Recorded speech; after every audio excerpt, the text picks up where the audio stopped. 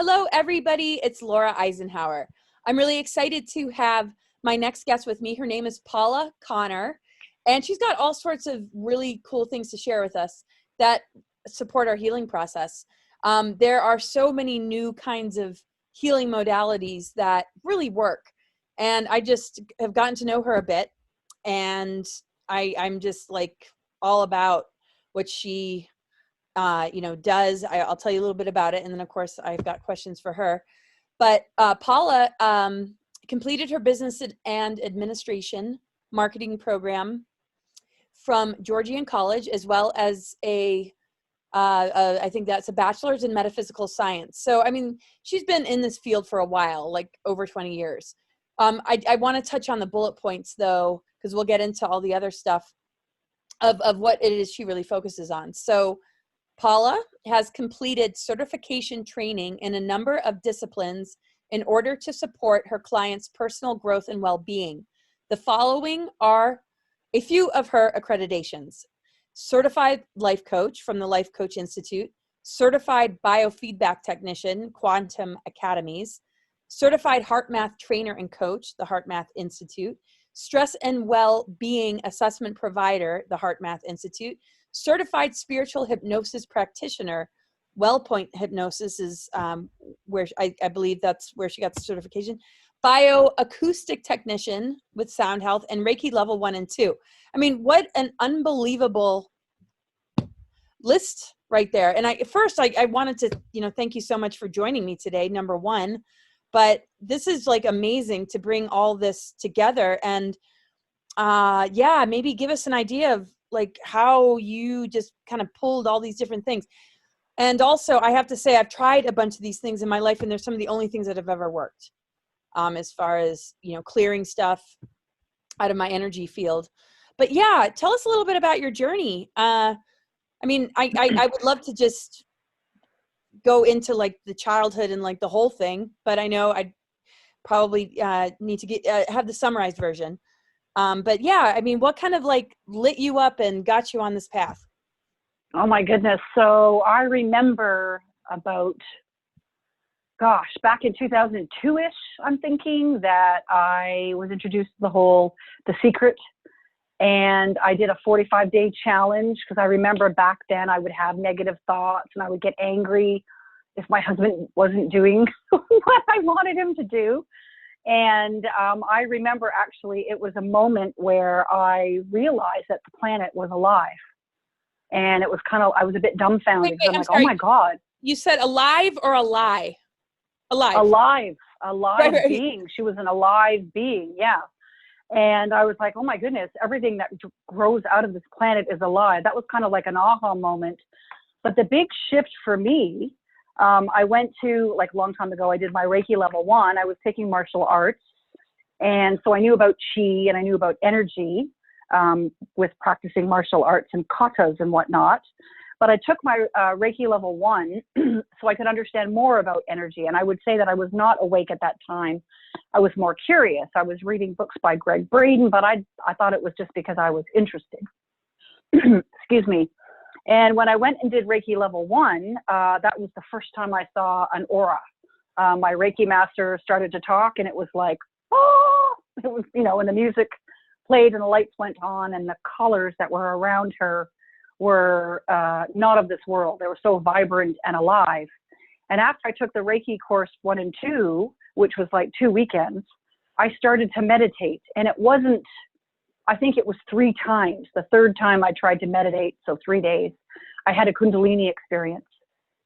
And everything changes once that happens. I mean, I remember in meditation, it happened. It was like, I would have to say it was kind of like an energetic orgasm from the root all the way up. And I had all these colors inside. It felt incredible. And I remember saying, WTF was that? And then I had to do all this research to try to figure out what that was. My Reiki master, I'd reached out to her to try to figure it out because I had no context. I didn't even know what Kundalini meant or what it was. So I was trying to figure it out. She was actually in Scotland taking a psychic development course, and finally got back to me, and she shared, I think you had a Kundalini experience. And that led me into researching what it is and what the chakras are. And that was kind of like the beginning of the awakening process for me. And how long ago was that? I think that was around 2004, 5-ish. Did you find once that activation happened, it remained, and that you were able to like activate it at will, or has it been something you've been working on controlling? What, the Kundalini? Well, I guess, I mean, once it's opened, I mean, like once you got the activation, has it remained like that, or do you kind of open it? I'll answer a different way. Since that happened, what I was seeing or what was being presented to me has been a variety of things. As an example, I've experienced flashes in the forest when I'm watching. I've had white light come out of my nose when I was doing mantras or what have you. I had a little blue light in the middle of the night between me and the pillowcase float across me. And, you know, you always check for, is that like a reflection from your crystal or whatever, but there was no lights. I've had that. And then the most profound experience, I would say, which would be a multidimensional experience. It was a Tuesday night. I went to bed. It was about 10 o'clock. My husband was in the living room. My teenager was in bed. It was a school night for him, 14 he was at the time. And I had just gotten a kitten. He was about 11 weeks when I got him, so he'd be 15 weeks-ish now. And so I went to sleep. And then the kitten woke me up. He was on my chest. I opened my eyes, and I had 3 beings beside my bed. And I'm laying there, and they're like, high, high, and then low. And I was just looking at them. I had no fear at all. It was actually really cool. And I was thinking, my husband's in the bedroom, my husband's in the living room, Keegan's in bed. 1, 2, 3, who are you? And they just slowly faded out of view.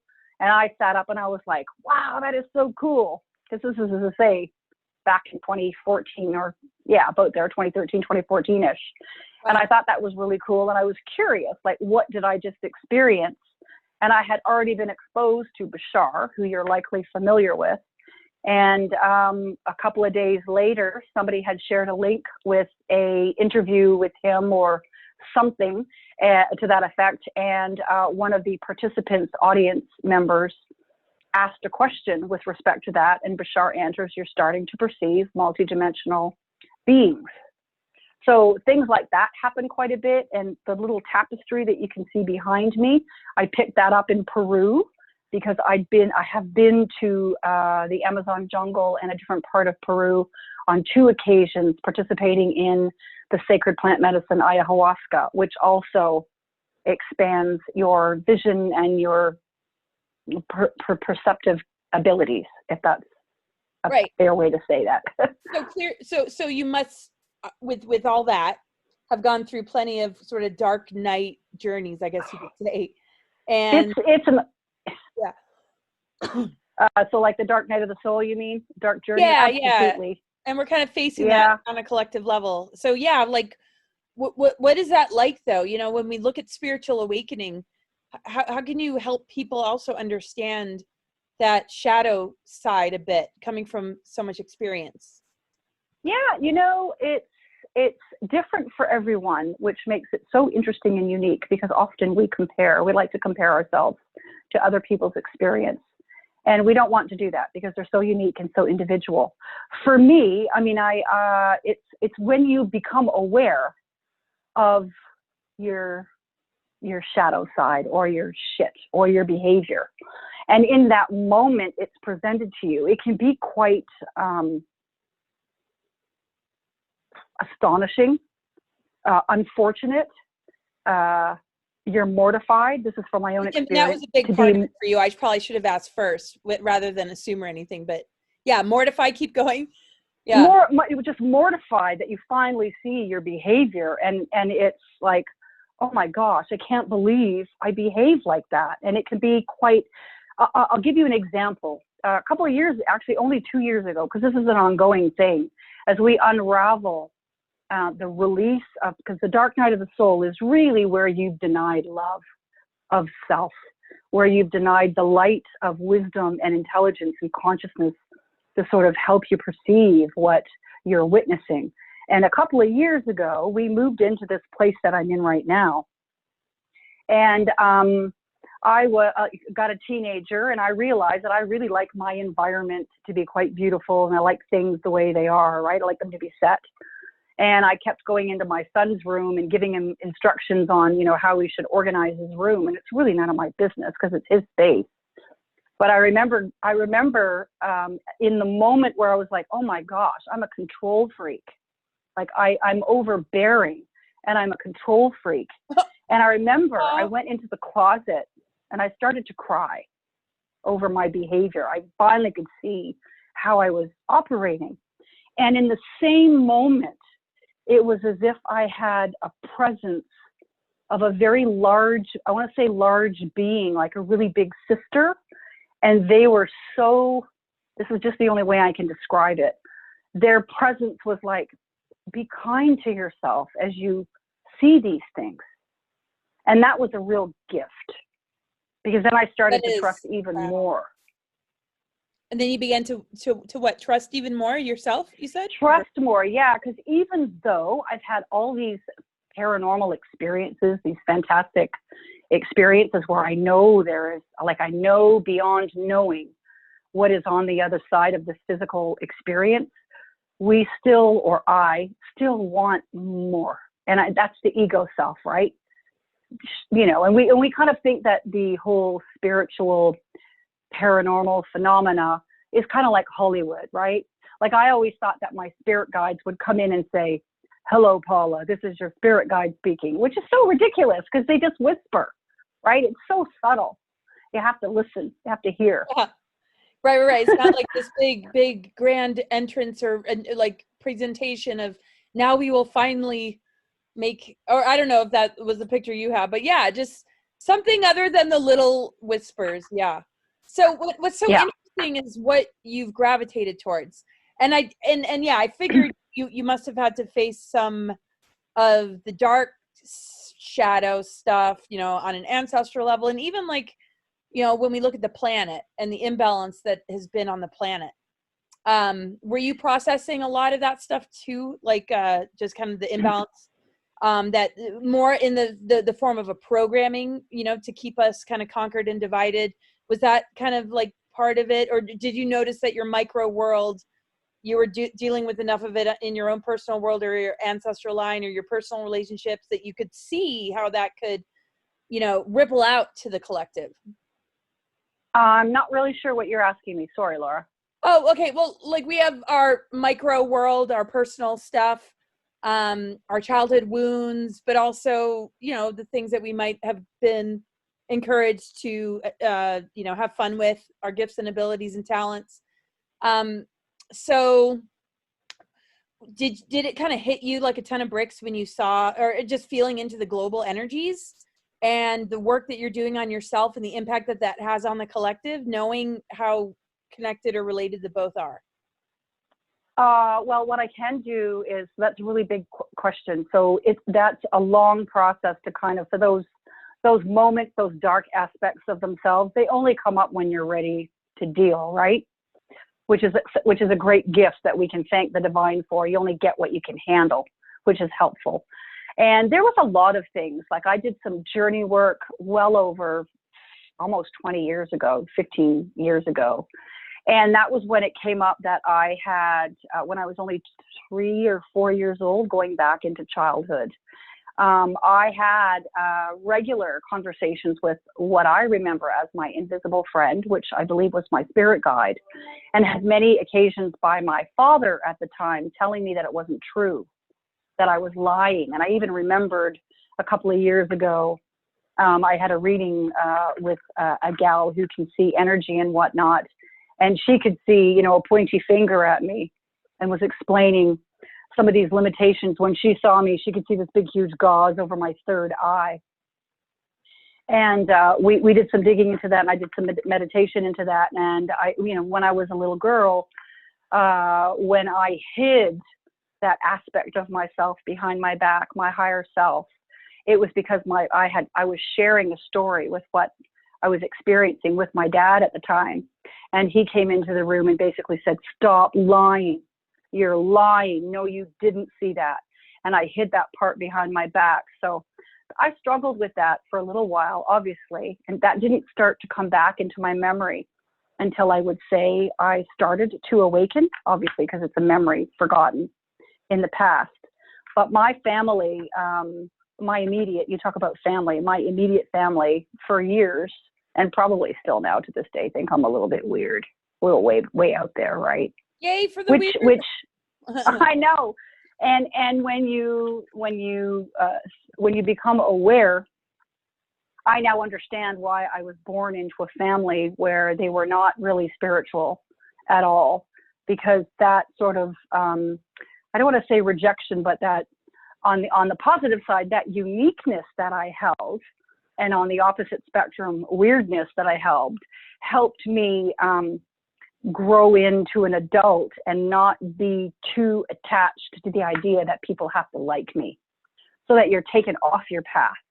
Because this is, you know, spirituality and your realization of your divinity is a lonely path, because everybody else, it seems, wants you to stay with the tribe, so to speak. And how dare you think that you're different? How dare you, you know what I mean? How dare you walk away from our idea of who you're supposed to be? So you end up living a life where you're not terribly popular, meaning you don't have like an abundance of friends. You have friends for sure, and acquaintances, but the usual sort of common things that happen in around, like go to the bar and nightclubs and all that stuff, I'm not interested in, haven't been for like a very long time.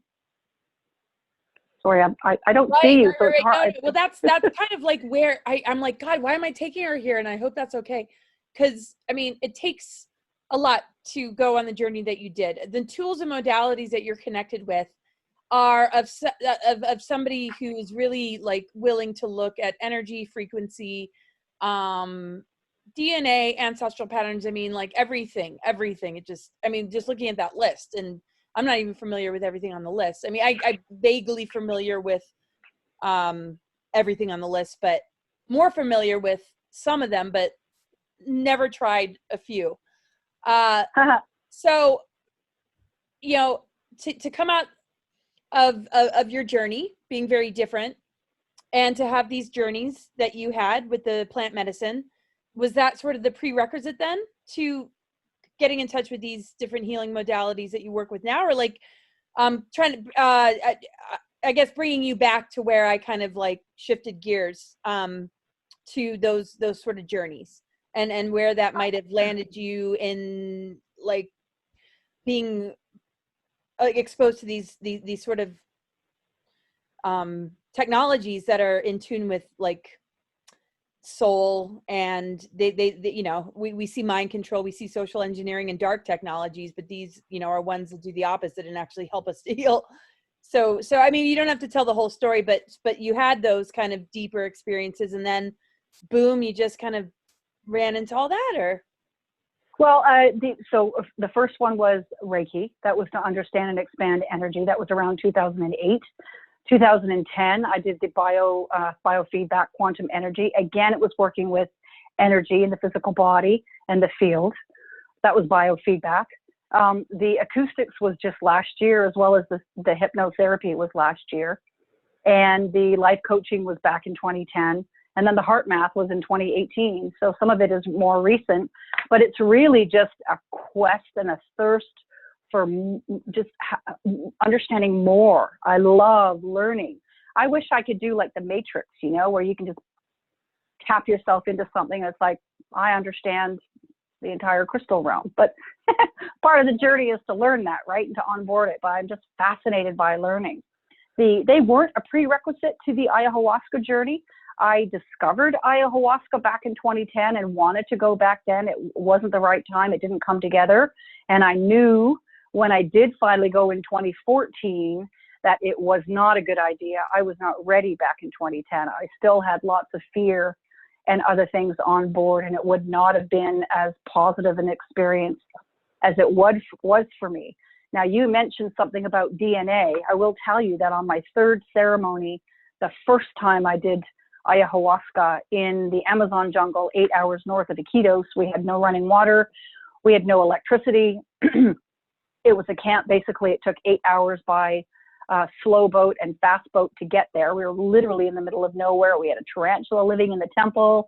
We had a 15-meter anaconda, 150 meters up living from our camp. But anyway, in the third ceremony, I was transported into my DNA. And I could see my DNA uncoiling, and I had pictures and numbers and symbols coming out at me. And I could see cells exploding with light. It was incredible.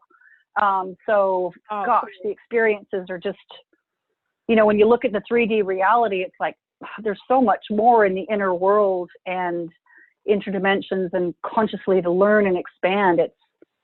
It's so exciting and so interesting, and way more interesting than, you know, what's on the telly. Right. And what stage was that at, like, as far as your personal life? Were you like already showing, like, I mean, people knew that you were kind of going off on this other direction? This was something maybe you couldn't necessarily report back about? You had to be kind of careful about what you shared, or like what was going on personally around that? No, well, personally, my husband was not impressed at all, and we were almost not going to be married, actually. So that's interesting. There was a moment in time there where it was like, okay, if you go, I'm breaking up with you. And I'm like, well, I'm going, so I guess we're broken up. I had a little bit more of a dig my heels in, I'm doing this, and I don't care what you say kind of attitude. And then when I came back, no, I was quite happy to share it. I mean, I worked for a global video conferencing company at the time, and the way the CEO reported it would be like I hung out in the trees, because they just didn't understand, right? So I wasn't afraid to share, only with folks, as I say, that were interested. When you first awaken consciously, you want to share everything that you've learned, but that's kind of like vomiting on everybody's feet. They're not interested in hearing. So it's you very quickly learn not to share unless someone opens the door for you. Or as they say in that incredible book, The Way of the Essenes, we must turn the page of Revelation one at a time, so that people aren't frightened by what you encounter and think that you're so out there that you're worthy of being afraid of, and we don't want that. And this is just totally like what I want to capture for our time together. And I think what brought us together for this, here we are with the coronavirus. You've been on this, huge path of awakening. And I know, obviously you have to navigate your own personal world, but you have tools and you have experience that are not your everyday thing to run into. And in a way, do you see a similarity between some of your journeys of awakening and what is possible for humanity as they're being kind of pulled into this quarantine? Do you see sort of a correlation with something that you can really relate to?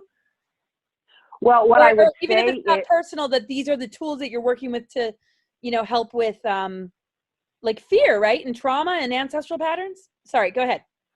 Yeah, no. So what I would say about, that there's a lot there. So first thing I want to say is fear is a liar. And I'm going to say that a second time. Fear is a liar.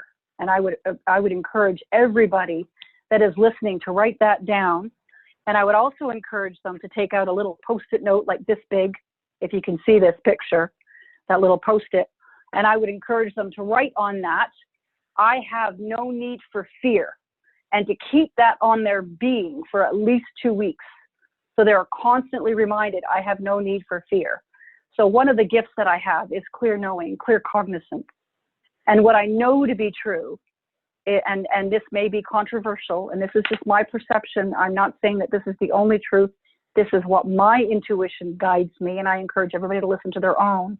But for me, there is no pandemic. This is a propaganda exercise to encourage humanity to drop into fear, because fear is far more powerful than any flu bug could be. That's the first thing I want to say about it. The second thing I want to say about it is our immune system, like human beings, are one with Mother Earth. We're made of the same stuff. It's like we are a cell on her body. And this coronavirus, again, in my own knowing, was created in a lab. So it's not organic. And it's not part of the divine plan. The divine plan is that humanity has decided at a higher level that they will no longer agree to lies and that we wish to move forward. So this is not part of the divine plan for a pandemic to come in and take out a whole bunch of human beings. Now, granted, there is a virus, but I do not believe for 1 second there was a pandemic, because at the same time when that was released, we are in this very potent energy that is encouraging people to wake up. We have the particles of light, the photons, the adamantine particles, the crystalline, the light that's helping push the shadows that we have suppressed in our bodies to the surface for us to look at. So it's like a counter thing. If we have the population in fear, then they can't really ascend or wake up. Now, you'd asked about, or you'd made a comment about my journey in waking up. I had the luxury, as well as many other people, to wake up over 10, 15 years.